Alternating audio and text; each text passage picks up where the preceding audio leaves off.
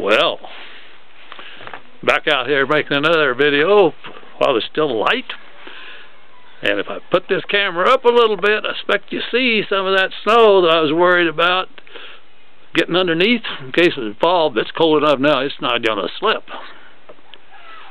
But boy, we do have snow here. Well, this cold got me to thinking a little bit about some other cold places. We spent 6 wonderful years in Colorado. 5 of those 6 in Evergreen. Beautiful, beautiful place. They had a lot of snow in the winter. And was leaving there to go up to Sheridan, Wyoming. Faculty was having a little debate about giving me a going away present as to what it should be. They ended up giving me a beautiful Gruen watch that I wore and enjoyed for years and years and years.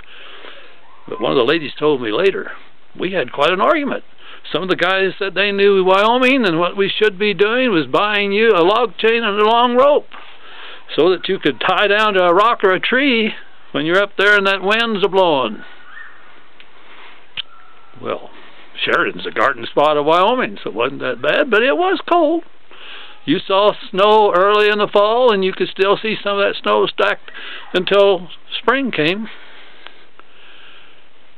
But some people there, when we were going to go to Alamosa, Colorado, said, "You think it's cold here? Alamosa is the coldest spot in America on occasion." Well, it's true. I think it hit 50 below once in Alamosa. But as you know, we loved Alamosa. My first experience as a Rotarian was in Sheridan. Before that, I had been a Kiwanian and a Lion, all good organizations. Hadn't been in Alamosa but a few days, and Lonnie Brownlow, fine man, said, "I understand you were a Rotarian. I'd like for you to be my guest at the Rotary meeting coming up." Went and was soon a bona fide member of that Rotary club. Had a lot of fine experiences. Don and I really enjoyed taking part in the annual Rotary show, directed by member Dick Talley, who was head of the forensic drama department at Adams State College. Lots of fun. Enjoyed the practices, enjoyed the performances. One night on a Saturday night, I had just done with my dog Prince a 20-mile walk for mankind. Raise money, you know, get a pledge for so much a mile you walk. Ooh, I was tired. I was afraid I might blow it, but I didn't. We had a nice time, even though I was very tired that particular night. One of the men in that Rotary Club was a 92-year-old lawyer. I'm sorry I can't remember his name. Still practicing law. What an inspiration for all of us. But I particularly admired and revered that gentleman. We had an unusual guest one time. Well, no, 2 or 3 times. Malcolm Forbes, publisher, owner of the Forbes publication, a rich man in America. He had flown over the San Luis Valley, ended up coming down and buying the Trinchera Ranch, which was a part, I guess, originally of a large Spanish land grant. He was turning it into a gentleman's club for hunting and as of development of housing and so on. But what was neat was he'd come into our Rotary meetings occasionally. If you're a Rotarian and you're away from your home base, you have to visit in order to keep your attendance record up in good shape. Guess how Mr. Malcolm Forbes came in? At least once or twice on his motorcycle. What a neat guy. In no way did he make us feel like he was the city slicker out there amongst country bumpkins.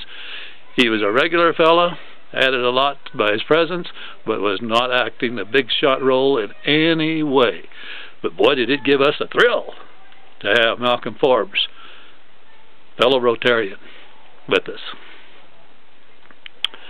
The Rotary shows were all fun, but the Rotary shows that stick in my mind the best were one year when I suppose Dick Talley decided that he'd like a little break, and they invited all the Rotary clubs, including ours, to put on a skit.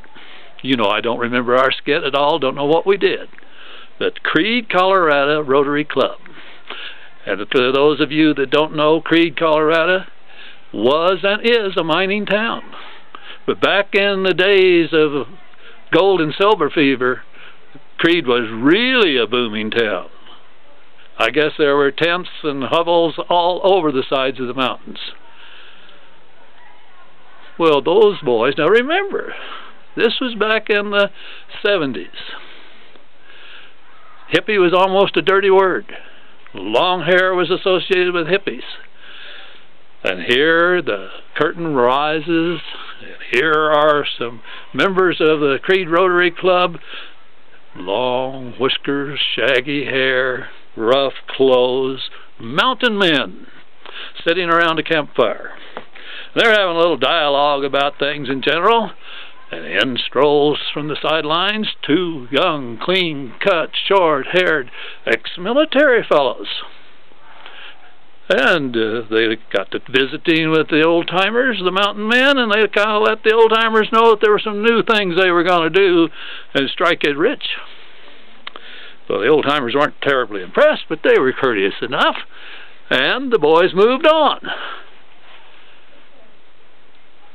The lead spokesman for the mountain men said, "Well, them young fellers probably will learn a lot up here, and maybe they'll strike it rich. But I'll tell you one thing, if it wasn't for us old long-haired guys getting up here and getting things shaped up, they wouldn't last up here at all." Hey, what a neat reversal. What a neat way of helping the audience relate to the fact that, wait a minute, long hair wasn't always a bad thing. Of course, in our society today, you still see long-haired young men, including some of the best darned athletes I've ever seen. But most of America still looks a little askance at men with long hair. The other skit I remember was one of the northern San Luis Valley clubs, and they did a takeoff on the infamous Donner Pass incident with Parker, where it is alleged, and possibly correctly, that the survivors survived by eating the flesh of their comrades as the comrades, one by one, died. Ooh. But who knows what you might, or what I might do, if it's eat or die.